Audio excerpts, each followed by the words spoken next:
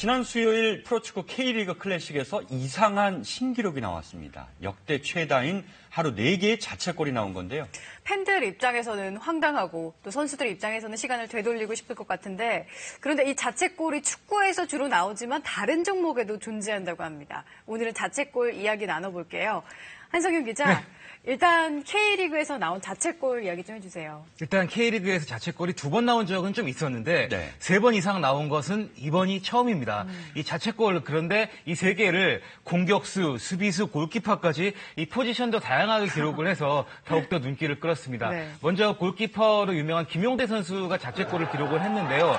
자, 슛을 한 공을 골키퍼 등에 맞고 이제 골을 허용하고 말았습니다. 골키퍼 입장에서는 굉장히 잘 하려다가 불운이 따랐던 경기다 이렇게 볼 수가 있겠습니다. 골대를 맞고 골키퍼를 맞고 들어간 장면이죠. 예.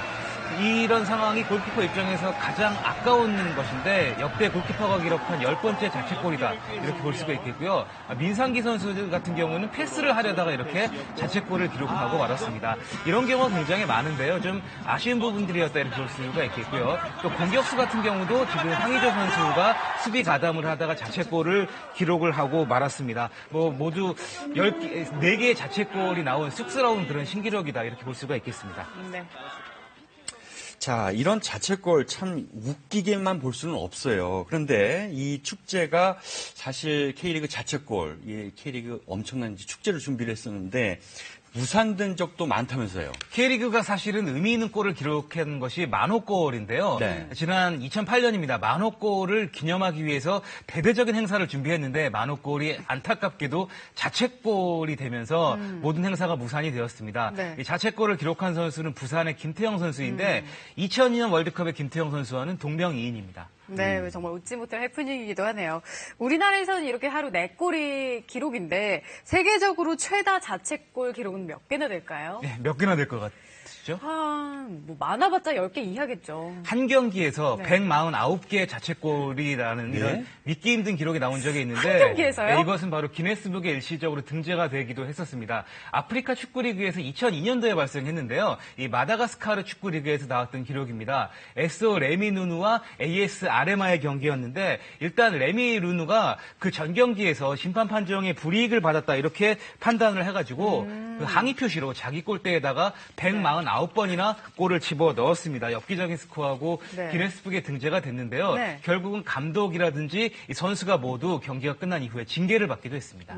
자, 그런데 일부러 자책골을 넣은 경기도 있다면서요? 이게 말이 되는 겁니까? 예, 말이 안 될 것 같은데 말이 되는 경우가 존재했습니다. 이거 같은 경우도 카리브컵이라는 약간 생소한 대회에서 발생한 이것은 국가대항전이었는데요. 그 당시 독특한 제도 때문이었습니다. 연장전에 골을 넣으면 골든골이라고 하는데 그 당시 이 대회에서는 골든골에 2점을 주는 그런 제도를 채택을 했거든요. 그래서 이기기 위해서 불가피하게 자책골을 기록하는 상황이 발생을 했는데요. 네. 바르바도스가 그레나다에 2대1로 앞서고 있었습니다. 그런데 2대1로 이기면은 예선 탈락을 하고요. 2골 차로 이기면은 이제 올라갈 수가 있거든요. 그래서 결국은 자책골을 허용하기 위해서 자기 골대에다가 이제 골을 넣으려고 하니까 그레나다 같은 경우는 막으려고 하는 그런 상황이 벌어졌거든요. 네. 굉장히 서로 자책골을 넣고 막기 위한 신경전이 벌어졌는데 재밌는 것은 뭐냐면 결국은 바르바도스의 의도가 성공을 했습니다. 서로 이렇게 신경전을 벌이다가 자책골을 기록을 해서 2대2가 됐고요. 네. 연장전 가서 골을 넣어서 4대2로 승리를 거두면서 상위 라운드에 진출한 적이 있습니다. 네, 그렇군요. 근데 원래 이 자책골을 예전에는 자살골이라고 부르지 않았나요? 일단 언어 순화 차원에서 자책골로 바꾸게 됐고요. 지난 94년이죠. 콜롬비아 선수가 월드컵에서 자책골을 기록한 이후에 피격당하는 일이 있었거든요. 그 이후로 이제 우리나라에서도 자살골이라는 말을 쓰지 않고 있습니다.